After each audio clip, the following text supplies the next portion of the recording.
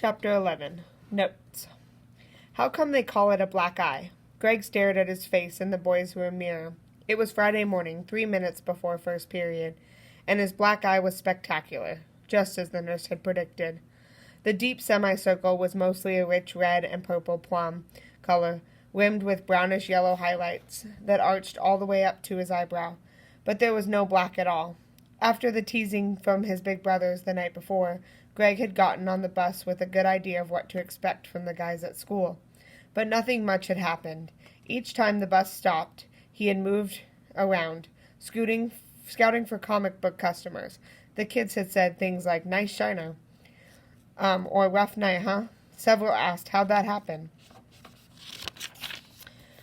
And that was about all. It was a nice surprise. But as he left the washroom and made his way to Miss Sandburn's class, he had to work up some nerve. He had only 2 classes today with Mara. Math was one, and first period social studies was the other. He wouldn't get teased in math class. Mr. Z would see to that. But if word had gotten around that Mara had stalked him, social studies could be a different story. Class began, and he could tell some kids were whispering about him. But as Mrs. Sandburn took attendance, Greg was determined not to give it another thought. And anyway, he couldn't afford to. In social studies, daydreaming was dangerous. The day after each reading assignment, Mrs. Sandburn conducted a rapid-fire question-and-answer session, and class participation counted as 1/4 of everyone's grade. With her teacher's edition of World Cultures cradled in her arms, Mrs. Sandburn began pacing around the classroom, her words firing twice as fast as her footsteps. Mesopotamia is a Greek word that means what, Eileen? Between the rivers. Correct. Name one of those rivers, Daniel. The Tigris River. Correct. And the other one, Brittany? The Euphrates River. Correct. A large region in the area that includes Mesopotamia. Selena. The Fertile Triangle? Half right. The complete correct name of this region, Dennis? The Fertile Crescent. Correct. Another river that's in the Fertile Crescent, but not Mesopotamia, Greg. The Nile River. Correct. One of the great ancient cultures associated with the Fertile Crescent. Carl? Greg was glad to get called on so early in the Q&A session. He could relax a little now, because there would probably be at least another 10 questions before Mrs. Sandburn called on him again. Like everyone else, Greg had his notebook open on his desk. They were all supposed to be taking notes, but Greg began sketching a picture of Creon riding an animal that looked like a sphinx, and the face on the sphinx looked a little like Mrs. Sandburn. A folded slip of paper dropped onto Greg's desk from behind. He quickly put his hand over it, but didn't dare turn to see who had thrown it.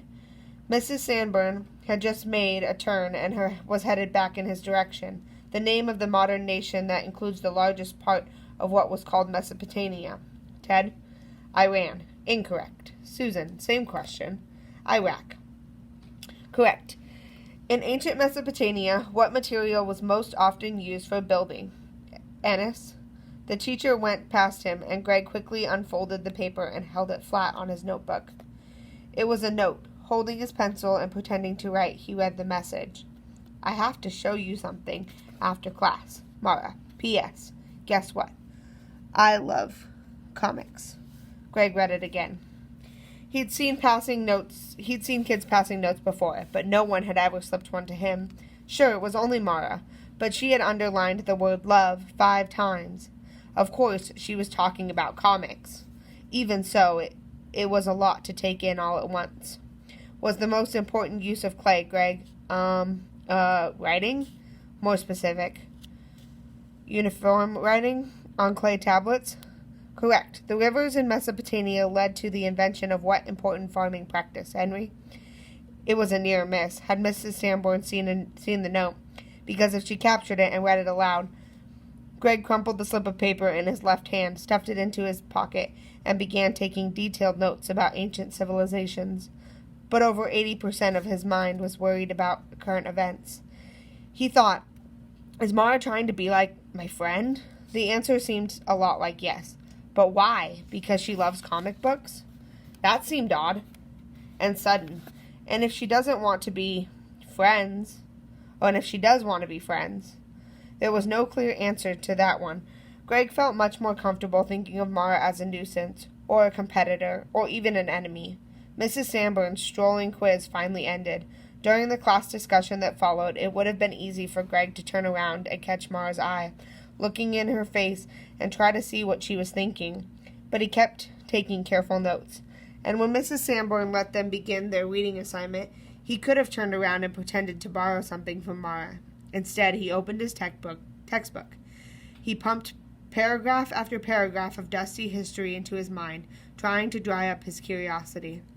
Greg's concentration slipped, and he remembered again what Mr. Z had said about Mara. He tried to forget all that, tried to remember his great publishing plans, tried to think about his sales figures for the week, about how he wanted to sell 100 units, about how he had to make this goal. But the end of first period was coming, tick by tock, and then he'd have to walk out into the wide open hallway. Mara had already warned him, "I have to show you something." She was going to track him down, and there was nothing he could do about it. So as Mrs. Sanborn dismissed the class, Greg decided all he could do was just walk out the door, head for gym class, and let the future come, and try not to get another black eye.